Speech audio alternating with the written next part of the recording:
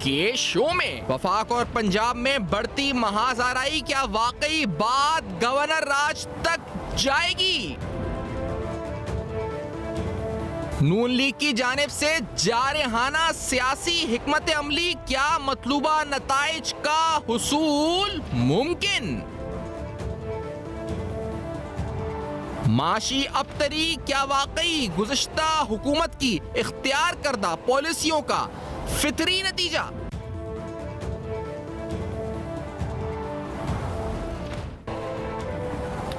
अस्सलाम वालेकुम। पस पर्दा हक़ाइक़ सनसनीखेज़ इंकशाफ़ात प्रोग्राम बेनकाब में हूँ आपके साथ सिफ़ान खान।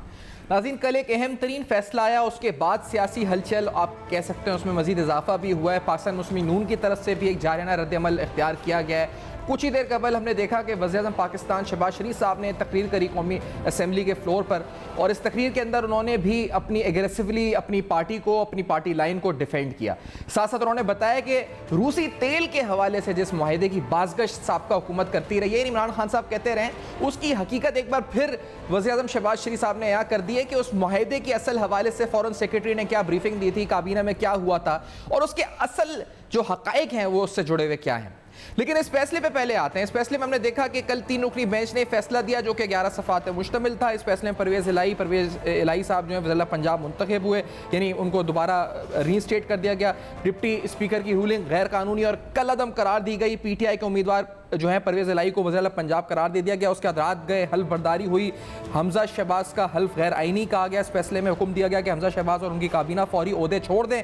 फैसले में कहा गया कि डिप्टी स्पीकर की रूलिंग का कोई कानूनी जवाज़ नहीं था और इतनी ग्रेस बाकी है। ये रिमार्क्स आए ऑनरेबल GSS के कि इतनी ग्रेस बाकी है कि बाइकआउट जिन्होंने किया था वो आए और अदालती कार्रवाई सुनने आए। ये कल उन्होंने सुबह में कहा था। जस्टिस मुनीब अख्तर ने कहा था कि आर्टिकल 63A में पार्लिमानी पार्टी वाज़े है, जबकि जस्टिस एजाजुल एहसन ने कहा कि किसी को पार्टी पॉलिसी के मुताबिक वोट नहीं देना तो इस्तीफ़ा दे। ये तो कल तक की एक रिकैप था आपके सामने जो हम रख रहे हैं कि इस सूरत हाल में, इस फैसले के फैसला जब आया उसके बाद क्या हुआ, उस सूरत हाल में जिस तरह ड्रामाई तब्दीली आई है वो आपके सामने रखते हैं। आज का दिन एक बड़ी इंतजामी तब्दीली हुई है। वज़ीर पंजाब परवेज़ इलाही साहब की तरफ से कुछ ही देर कबल एक नोटिफिकेशन हुकूमत पंजाब की तरफ से जारी हुआ। इस नोटिफिकेशन के मुताबिक अब्दुल जब्बार साहब जो कि DG एंटी करप्शन पंजाब हैं, इनको ओहदे से हटाकर इंटेलिजेंस ब्यूरो रिपोर्ट करने का कहा गया। आपको बताते चले 20 स्केल के अब्दुल जब्बार साहब इससे पहले पूरी तैनातियों में भी रहे हैं, DG एंटी करप्शन पंजाब रहे हैं। इनको ओहदे से फारिग कर दिया गया है और ये ओहदा इसलिए कलीदी अहमियत का आमिल है क्योंकि DG एंटी करप्शन और एंटी करप्शन स्पेसिफिकली पंजाब के अंदर साबका हुकूमत की मुबैना करप्शन की तहकीकात कर रहे थे। इन केसेस के अंदर उस्मान बुज़दार साहब की जानिब से ज़मीन की मुंतकली का केस, फ़रा खान, फ़रा गोगी, फ़रा शहजादी, जिसको जो भी नाम आप बताएं, उसके मुख्तलिफ केसेस की तहकीकात भी एंटी करप्शन पंजाब कर रहा था। इन केसेस के अंदर रिसेंटली फैसलाबाद के अंदर 2 इंपॉर्टेंट अरेस्ट भी हुए थे, जिसमें फैसलाबाद इंडस्ट्रियल स्टेट के एक अफसर और 2 अफसर जो थे इस इंडस्ट्रियल स्टेट के गिरफ्तार किए गए थे एंटी करप्शन पंजाब की तरफ से।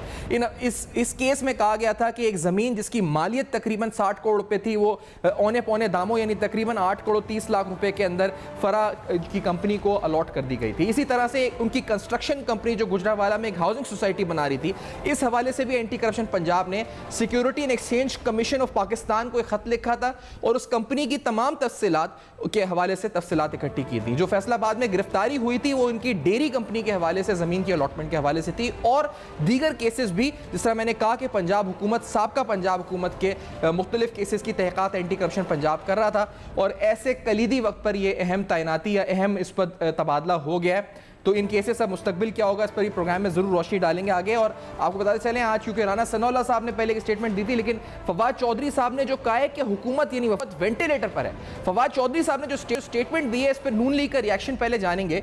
क्या कहा है फवाद चौधरी साहब ने कि हुकूमत कभी भी चाहे तो गिरा सकते हैं। Let's hear this. साबिक वज़ीर कानून क्या कह रहे थे, लेट्स हियर दिस फर्स्ट।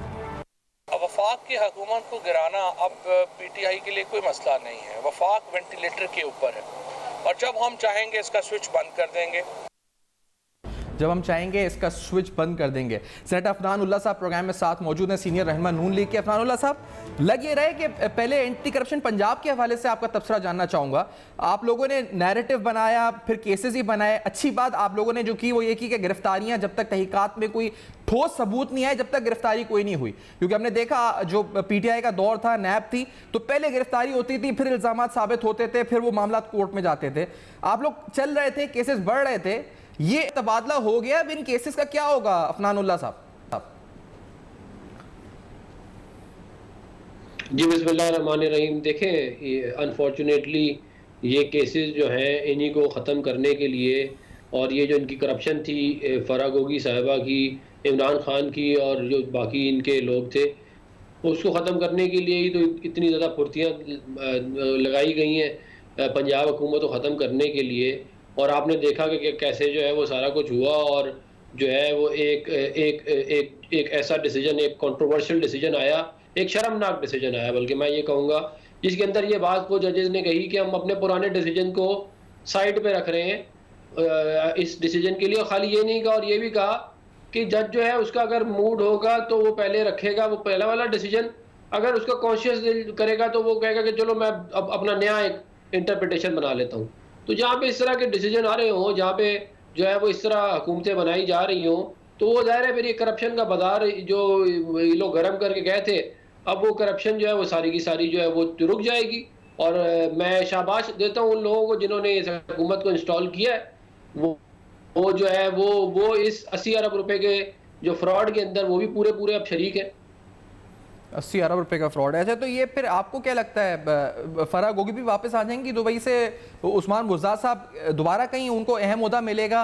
ये जो नेक्सस जिसको हम कह रहे थे कि एसिड रिकवरी यूनिट, आज नैब ने उनको भी, प्राइम मिनिस्टर ऑफिस को भी खत लिखा है कि एसिड रिकवरी यूनिट और मुबैना तौर पर बहरिया टाउन का जो ताल्लुक था, तो ये नेक्सस क्या रिस्टोर होने जा रहा है दोबारा, मुबैना तौर पर जो नेक्सस था? ये देखें, इन्होंने पहले भी 4.25 साल इस मुल्क को लूटा।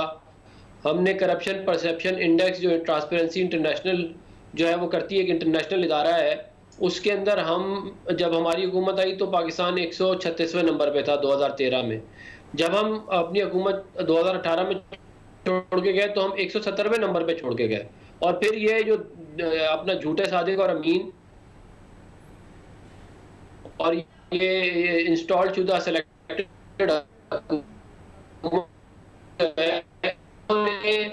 4 पौने की कि हम 1 पे चले गए परसेप्शन में, आगे हम चले गए इन चोरों जो पिछला गुजरा है, तो उन चोरों को जो है वो अल्लाह के फजल से दोबारा इंस्टॉल कर दिया गया है। तो ज़ाहिर है फिर ये लोग वापस भी आएंगे और ये दंदनाते फिरेंगे। ये अच्छा, ये दंदनाते फिरे या जो भी करें, अफनान साहब ये बताइए, क्योंकि अभी फवाद चौधरी साहब को आपने सुना, उन्होंने कहा कि हम जब चाहें आपका वेंटिलेटर पे आप गवर्नमेंट है ऑफ कर सकते हैं। मुराद इससे ये भी हो सकती है कि वो जब चाहें तो खैर पख्तूनख्वा और पंजाब दोनों तरफ से इस्लामाबाद की तरफ आ सकते हैं लॉन्ग मार्च लेके, और ये कह सकते हैं कि हुकूमत इस्तीफा दे वरना हम इस्लामाबाद की तरफ लॉन्ग मार्च कर रहे हैं। और शायद ये ऐलान कभी भी हो सकता है। आपको पता है इमरान खान साहब की जो सियासत रही है हालिया भी, तो आप लोग तैयार हैं ये फेस करने के? नहीं, क्योंकि ये तो फुल महाजराई के साथ आगे बढ़ने का शायद प्लान है, जो जिस तरह कह भी रहे हैं कि वेंटिलेटर ऑफ कर सकते हैं हम जब चाहें। देखिए, ये एक बहुत बड़ा इम्तिहान होगा सुप्रीम कोर्ट का कि जैसे वो हर मामले के अंदर जो है वो इंटरवीन करती है, और उसने अपने फैसले में लिखा कि जी अददी बरतरी जो है, हालांकि वो थी नहीं, लेकिन अददी बरतरी जो है वो परवेज़ इलाही की थी, इसलिए उसको वज़ीर आला होना चाहिए। इसी तरह विफाक में अददी बरतरी इस वक्त शहबाज शरीफ साहब के पास है। तो अब देखते हैं कि जब ये इस तरह का कोई प्लान बनाते हैं तो कैसे सुप्रीम कोर्ट जो है वो इंसाफ के तकाजे को पूरा करते हुए इनको रोकेगी, क्योंकि इस वक्त अफेक्टिवली पिछले 4 महीने से इस मुल्क में हुकूमत जो है वो है नहीं। हमें हुकूमत ज़रूर दी गई थी, लेकिन हमारे हाथ पाँव बांध दिए गए, ट्रांसफ़र पोस्टिंगें नहीं करने दी गई।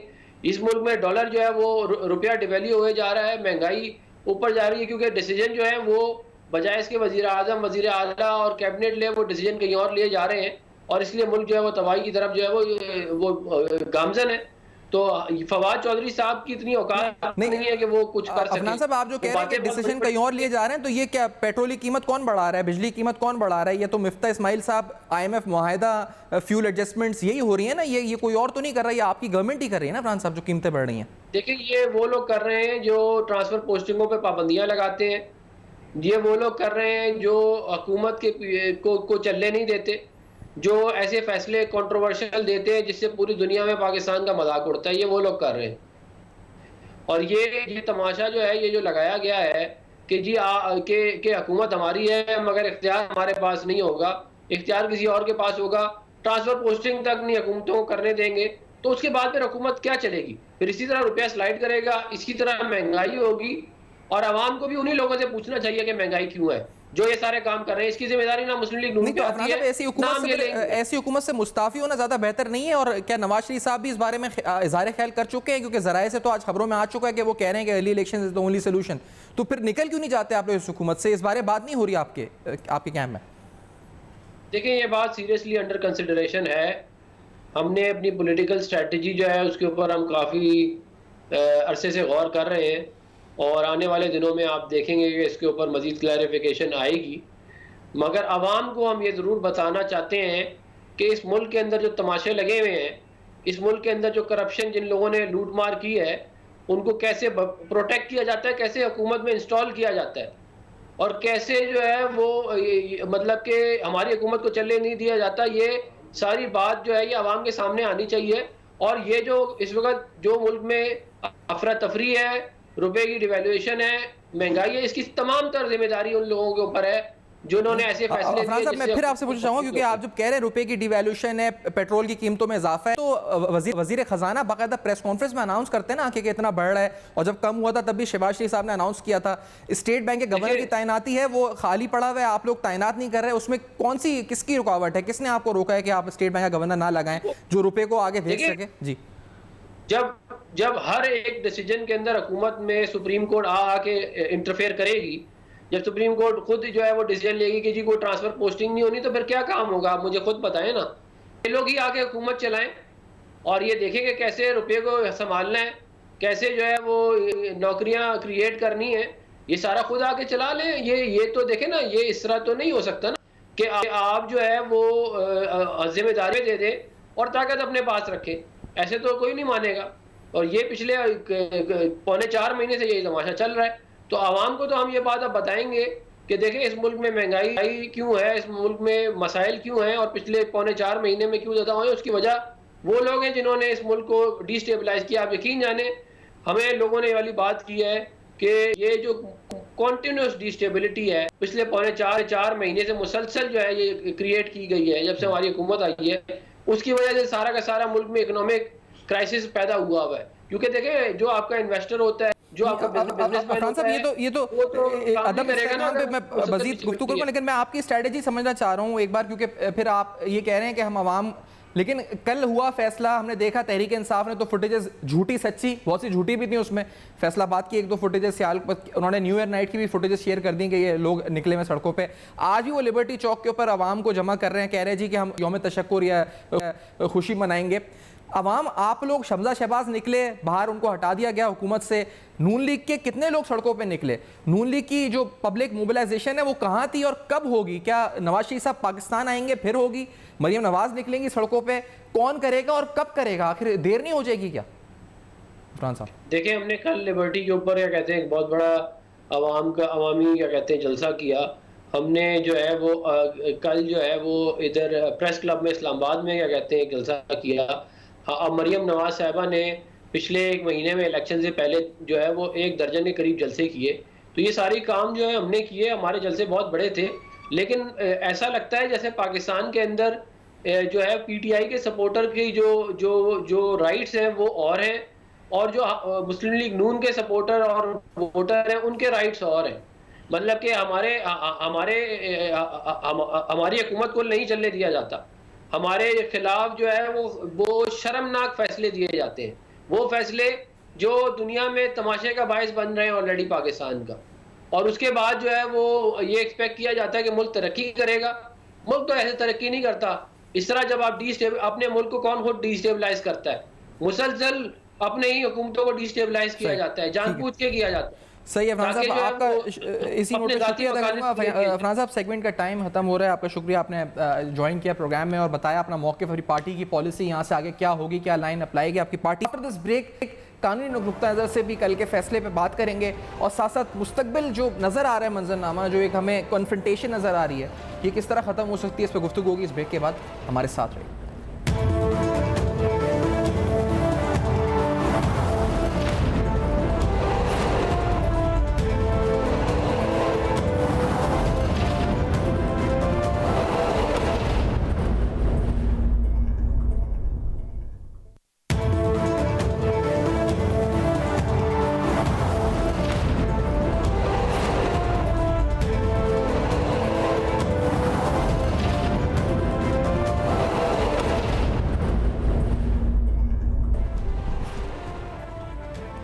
Welcome back. आप देख रहे हैं बेनकाब और बेनकाब में तफसीलन अहम तरीन सवालात हम उठा रहे हैं। आज गवर्नर राज का तस्करा भी हुआ। राना सनाउल्लाह साहब ने तस्करा किया अपनी गुफ्तगू में। उन्होंने क्या कहा वजीर दाखिला ने स्पेसिफिकली कि क्यों लगाएंगे और किस तरह लगाने का सोच रहे हैं, समरी का जिक्र किया था।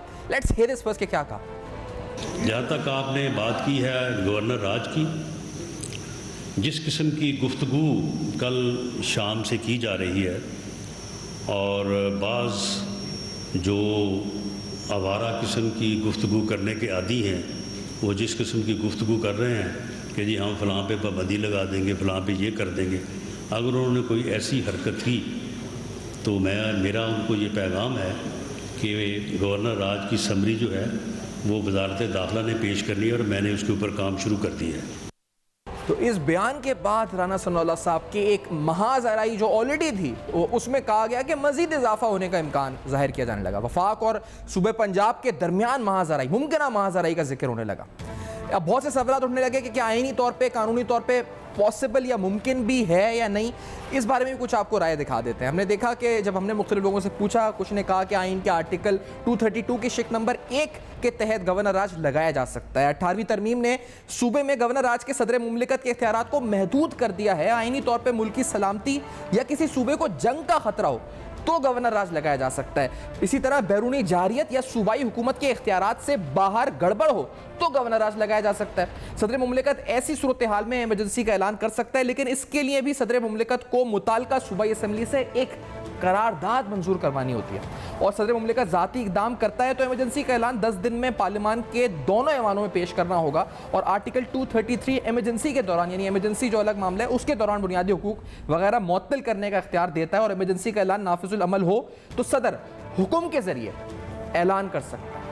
इस बारे में फवाद चौधरी साहब ने जो रद्दमल दिया नाज़रीन, वो भी आपको सुनवाते हैं कि साबिक वज़ीर कानून, वज़ीर इत्तलात, PTI के अहम रहनुमा फवाद चौधरी साहब ने इस गवर्नर राज वाली बात का क्या रद्दमल दिया था। Let's hear this first.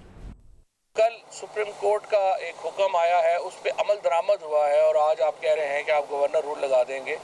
आपने अपने लॉ मिनिस्टर से सिर्फ ये कर लें कि जो गवर्नर रूल की जो हमारी शिक है उसको पढ़ लें, ताकि आपको पता चल जाए कि गवर्नर रूल किन हालात में लगता है। आपकी अपनी तो इज्जत नहीं है और आप एक बोंगियाँ मार रहे हैं, लेकिन आप इसको पढ़ लें ताकि आपको कम से कम जब बात करें तो समझ हो कि आप बात क्या कर रहे हैं। मेरे साथ सीनियर माहिर कानून आरिफ चौधरी साहब प्रोग्राम में मौजूद है। आरिफ चौधरी साहब, ये एक सियासी बयान है राना सनाउल्लाह साहब का, या आईनी कानूनी तौर पे मुमकिन है गवर्नर राज लगाना, या इन हालात में मुमकिन है गवर्नर राज लगाना, आपको लगता है? बहुत शुक्रिया। गवर्नर राज लगाने के लिए आर्टिकल 234 है और 234 बड़ा क्लियर है इस मामले में कि अगर सदर मुमलिकत को गवर्नर के जरिए ऐसी रिपोर्ट आए कि कॉन्स्टिट्यूशनल मशीनरी जो है उसका फंक्शन करना मुमकिन नहीं रहा, तो उस सूरत में वो गवर्नर राज नाफिज कर सकते हैं। तो ये बात जो है, यानी ये सदर के इख्तियार में है कि इसमें वो वज़ीर आज़म वाली असम्बली का भी मामला नहीं है। इसलिए मैं ये समझता हूँ कि शायद राना साहब ने बगैर देखे रिएक्शन के तौर पर, चूँकि पहली बात गैर जिम्मेदारी की उनकी भी है, फवाद चौधरी साहब को इस तरह के बयान नहीं देने चाहिए कि जी हम, उन्होंने कल परसों कहा था कि जी कल हमारी हुकूमत होगी और उसके बाद फौरी तौर पर राना साहब जो हैं उनका दाखिला, फलाह का दाखिला बंद हो जाएगा।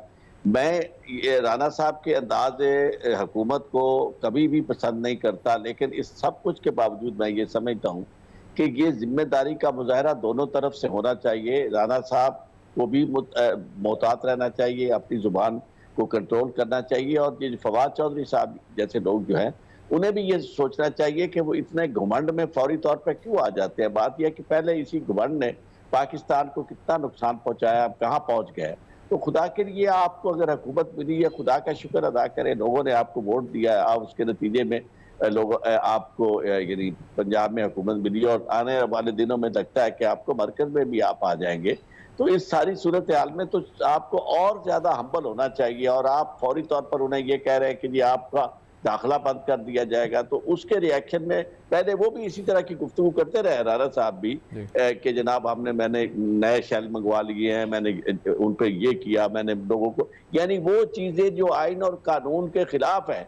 आइन तहफ़्फ़ुज़ देता है इंसान की इज्जत और आबरू को, और राना साहब ने अपने बयानात के जरिए धज्जियाँ बखेर दी कि एक शख्स वज़ीर दाखिला है और वो ये कह रहा है कि मैंने लोगों पे, निहत्थे लोगों पे ये शेलिंग मैंने करवाई और मैंने और भी शेल मंगवा लिए हैं। और इसी तरह और बहुत सारी गुफ्तगू उन्होंने की, किसी के बारे में भी उनकी जुबान जो थी वो मुनासिब नहीं अच्छा, थी। आरिफ साहब ये भी बताइएगा, हाँ जी। आरिफ साहब ये भी फरमाइएगा कि क्योंकि फवाद चौधरी साहब ये भी कह रहे हैं साथ साथ कि ये हुकूमत वेंटिलेटर पर है, जब चाहें इसका बटन यानी स्विच ऑफ कर सकते हैं हम लोग। तो इस सूरत हाल में बहुत से लोग कह रहे हैं मुमकिन तौर पर शायद जिस तरह पहले भी इमरान खान साहब लॉन्ग मार्च कर चुके हैं इस्लामाबाद की तरफ, तो अगर इस दफ़ा लॉन्ग मार्च होता है तो पंजाब और खैबर पख्तूनख्वा दोनों तरफ से होगा और फिर इस्लामाबाद बीच में होगा। तो ऐसी मुमकिन सूरत हाल अगर होती है, जो हम दुआ करते हैं कि ना हो क्योंकि हम अफोर्ड नहीं कर सकते, ना मईशत अफोर्ड कर सकती है ना सियासत, लेकिन अगर होती है तो फिर क्या हम आला अदालत की तरफ देखेंगे कि वो कोई आईनी तौर पे इनको रोकने की कोशिश करेगी, क्योंकि उनका हक है एहतजाज करना, लेकिन फिर भी कुछ ऐसा रास्ता होगा? क्योंकि अभी मैंने नून लीग के रहनुमा से पूछा, वो कहना हम तो अदालत की तरफ देखेंगे कि वो हमें तहफ़्फ़ुज़ दें क्योंकि हमारी हुकूमत कायम है वफाक में।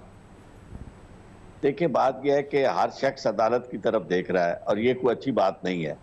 अदालत की तरफ आप देखते हैं तो उसके बाद फिर अदालत फैसला करती है तो आप उस पर चढ़ाई कर देते हैं।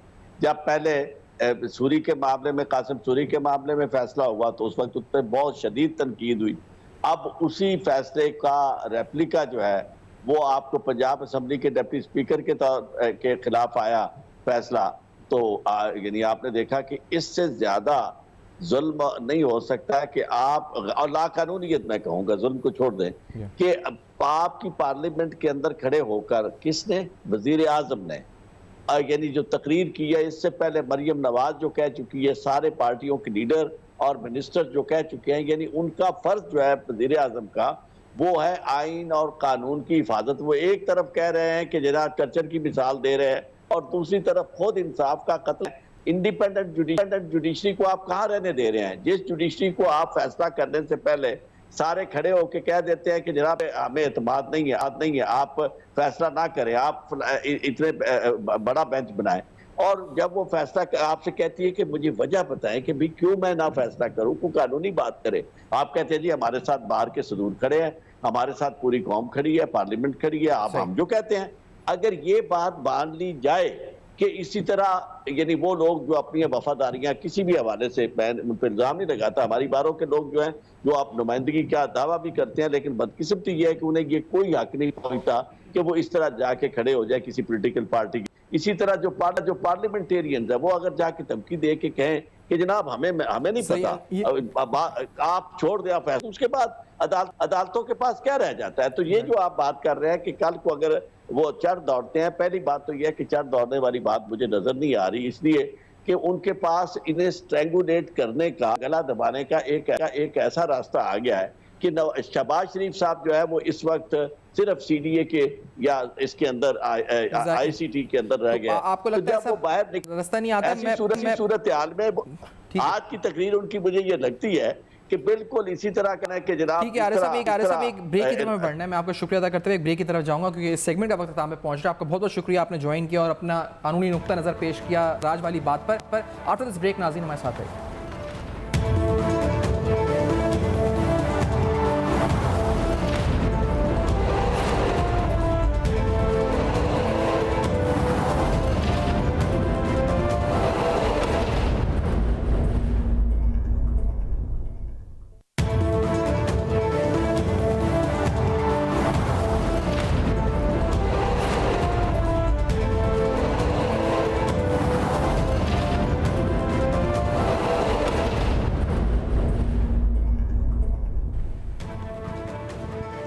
Welcome back. आप देख रहे हैं बेनकाब और बेनकाब में आपसे सियासी नौयत की गुफ्तगू। आपने देखा सियासी रहनुमा मुख्तलिफ हमारे साथ मौजूद थे। कानूनी हवाले से नून लीग ने कल बॉयकॉट किया, पीडीएम ने कल बॉयकॉट किया। ये फैसला कैसा था? अदालती फैसला आया, इसके ऊपर तनकीद करी, इसको मुख्तलिफ माहिर कानून किस नज़र से देखते हैं। मैं इंट्रोड्यूस करता चलूँ, आबिद ज़ुबैरी साहब सीनियर माहिर आइन और कानून प्रोग्राम में साथ मौजूद हैं। पहले अता तारड़ साहब का एक आपको शॉर्ट भी अगर हम सुना सकें। अता तारड़ साहब ने जो तनकीद की थी क्या थी, नून लीग की तरफ से जो मौक़िफ़ आया, लेट्स हियर दिस फर्स्ट कि क्या कहा है, फिर मौक़िफ़ लेते हैं इनका। Let's hear this first. बतौर पार्टी सरबराह चौधरी शुजात हुसैन साहब अपनी पार्टी को कहते हैं कि आपने हमजा शहबाज शरीफ को वोट देने हैं, तो वो 10 वोट इजाफी तौर पे वहां डलवा दिए जाते हैं। ये दोनों चीजें इकट्ठी कैसे हो सकती हैं? अगर ये मान लिया जाए कि पार्टी सरबराह की जो हिदायत है वो जी ये इस पर जो गुफ्तगू हुई, इस पर आप जो अतातार साहब कह रहे थे, आप भाई साहब मैं आपसे पूछना चाहूँगा, पहले मज़हर अब्बास साहब भी साथ मौजूद हैं, सीनियर सहाफ़ी। अच्छा अभी साहब अगर आपको आवाज़ बता चलूँ, अतातारा साहब ने सवाल उठाए थे कि पहले पार्टी सरबराह के यानी इमरान खान साहब का ख़त कुछ और था, फिर चौधरी शुजात साहब यानी वो भी पार्टी सरबराह थे चौधरी शुजात साहब, अब सुप्रीम कोर्ट उसकी कुछ और तशरीह कर रहा है, तनकीद कर रही है नून लीग, हुकूमत की तरफ से भरपूर तनकीद हो रही है सुप्रीम कोर्ट के ऊपर, इस फैसले के ऊपर। आप किस नज़र से देखते हैं इसको? आज शहबाज शरीफ साहब ने तकरीर भी करी थी, उसमें भी उन्होंने बड़ा जारियाना रद्दअमल रखा।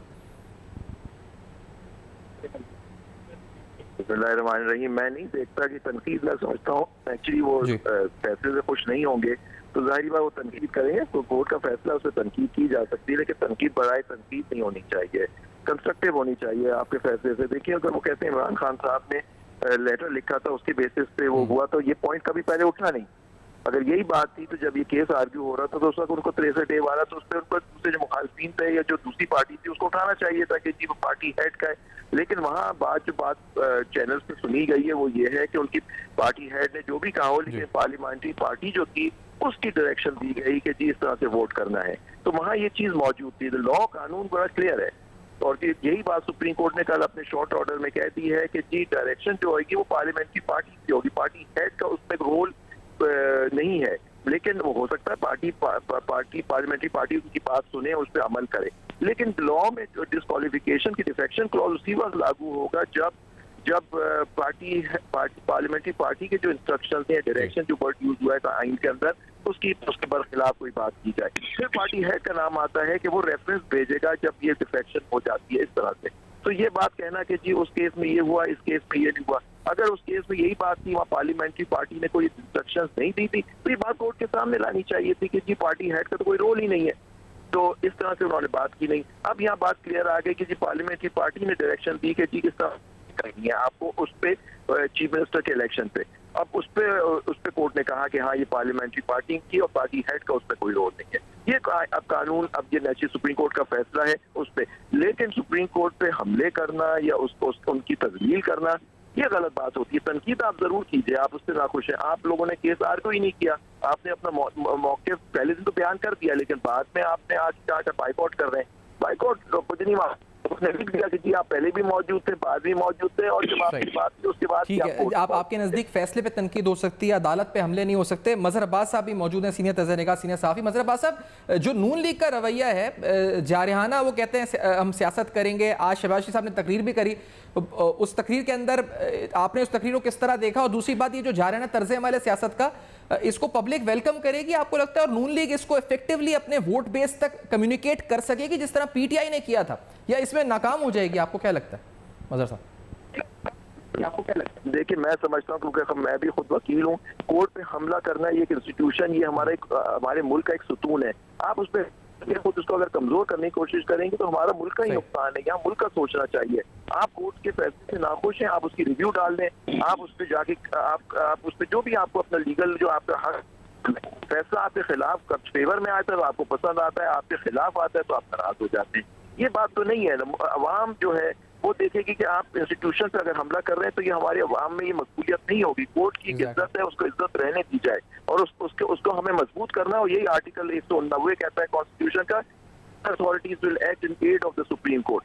सबको authorities are bound to act in aid of Supreme Court. जब ये बात उसमें आइन में लिखी हुई है तो इसके खिलाफ अगर कोई बात करेगा तो वो तो बहुत बहुत शुक्रिया आबिद साहब, आपने प्रोग्राम में ज्वाइन किया। आबिद ज़ुबैर साहब की गुफ्तगू आपने सुनी, मज़हर अब्बास साहब शायद रब्ता हो नहीं सका। आप दोनों का बहुत शुक्रिया ज्वाइन करने के लिए। इससे पहले जो मेहमान साथ रहे उनका भी बहुत बहुत शुक्रिया। नाज़रीन, आप फीडबैक दे सकते हैं हमारे फेसबुक, ईमेल और ट्विटर पर जो आपके सामने फ्लैश कर रहे हैं। देखते रहिएगा, अब तक अपना बहुत ख्याल रखिएगा।